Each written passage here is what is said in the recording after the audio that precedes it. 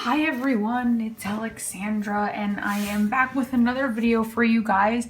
I hope your September is going really well. Mine's been a bit stressful since going back to work and things are a lot more hectic, and trying to really find that work-life balance has been kind of essential for me the past couple of weeks.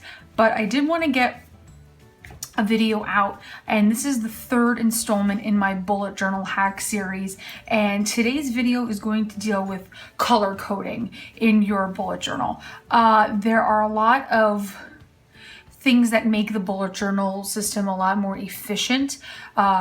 Like in my other previous bullet journal hack videos, I went over the Dutch door and using post-it notes, but color coding in a bullet journal is essential for me because it really helps me visualize things better, and it just keeps me more organized by using colors to designate different categories of my life.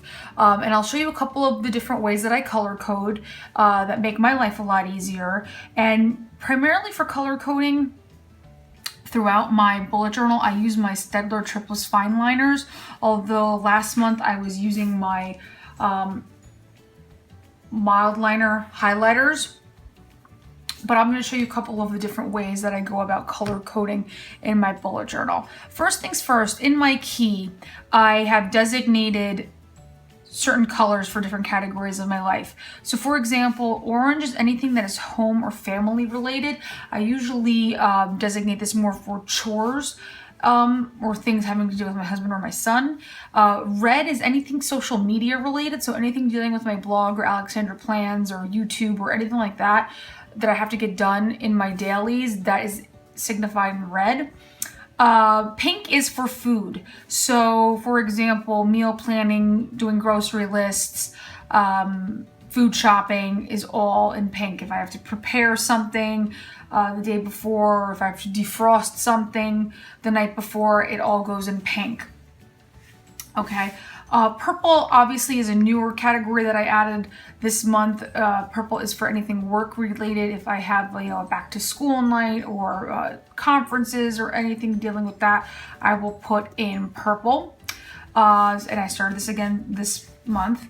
Dark blue is anything that doesn't really fit into another category.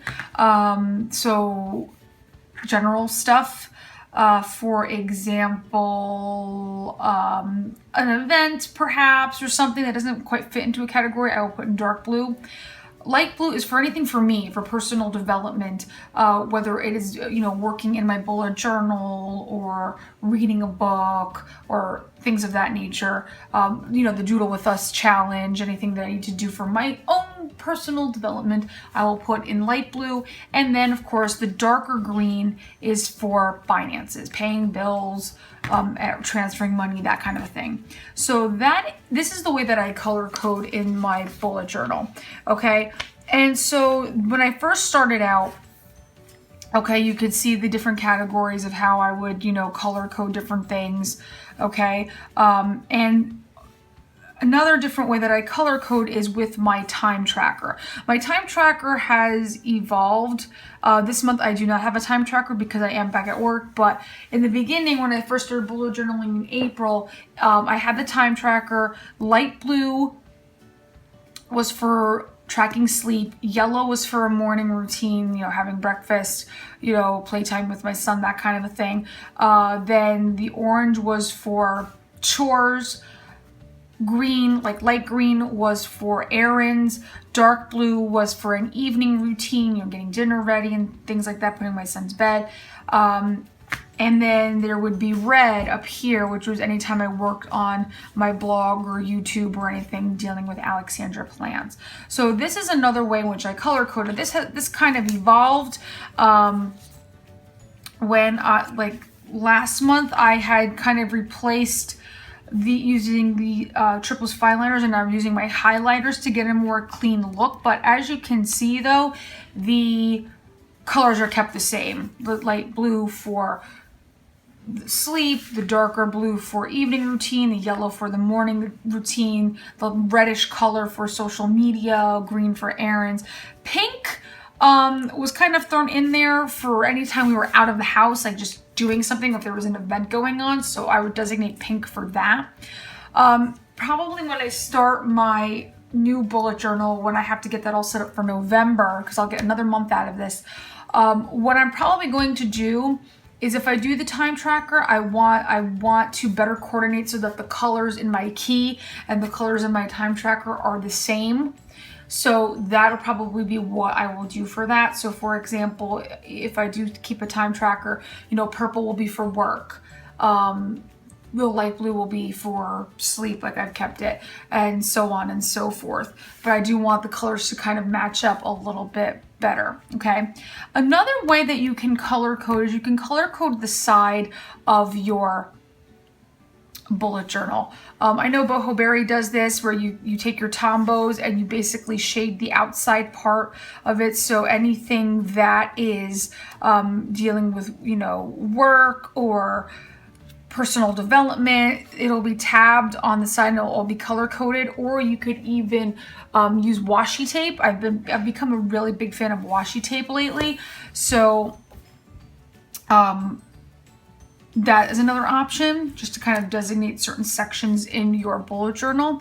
Another thing that I do as far as color coding, I like to keep certain color schemes for the months, because for me, it helps me know what month I'm in. So if you flip through here with my bullet journal, I kind of really started out this thing in June with the color coding each month, but I kept a different color scheme. So for example, June was, you know, this light blue, light purple, and darker purple, and I kind of kept that theme all throughout. So I kind of knew flipping through that I was in the month of June. And then when we get to July, it was a red, white, and blue, okay? And then by the time we were in August, I did a yellow, orange, and green theme all throughout my headers and stuff. So that really kind of helped me know what month I was in, okay? And then now for the month of September, I kept a bright theme here with pinks, oranges, greens, and blues. And if you saw my September bullet journal setup, I really kind of keep that all throughout, just so that it's easier for me to know what month I am in, okay? Another tip as far as color coding, I color code my key, my table of contents as well, okay? So when I started in April, I didn't figure this all out yet, but what I decided to do was I would color code my index based on the month that I was in, and the color would kind of reflect the color scheme that I was using for that month in my bullet journal. So for example, like I mentioned, in June, because I was doing a blue and purple theme, I did this table of contents for June in blue. Because July was red, white, and blue, I did this in red. Because August I had green, yellow, and orange, I did green, and then so on and so forth. But for me, again, color is such a great way to really train the eye to know what it's looking at. And so for that reason, color coding and using color is big for me. And I know that for a lot of other bullet journalists, it serves the same purpose. So yeah, by color coding and knowing what categories you have for your life, really, in your key, in your table of contents, whether it is in your time tracker or even doing your monthly spreads, color really helps to categorize. It's another way to keep you more organized. It gives your bullet journal a different dimension. And again, bullet journals are very personal for everybody, so you have to do what works for you. But I find that for me, and I get a lot of questions on what how I go about organizing and keeping everything neat and stuff. The color coding has a lot to do with that. And you could even take it a step further if you wanted to color code tabs or stuff like that. But again, the possibilities are really endless with how you incorporate color and how it keeps you organized. Okay, so those are my tips as far as color coding my bullet journal hack, because it really is so beneficial for me and it really serves me well. But the question that I want to throw out there for you is, how do you color code in your bullet journal? And for the next video that I want to plan, I want to do a Q&A. So if you have any questions regarding bullet journaling, I will compile a list of your questions and I will dedicate a video just on answering all of your bullet journal questions. And so leave that in the comments below. I would love to hear what questions that you have regarding bullet journaling, because I do want to dedicate a whole video just on your questions and addressing them, and any tips that I can share. I will be more than happy to answer any questions that you have. In the meantime though, please give this video a thumbs up. Please subscribe if you haven't already, and check me out on Instagram and my blog at alexandraplans.com. And until next time, bye. Hope you guys are having a great September.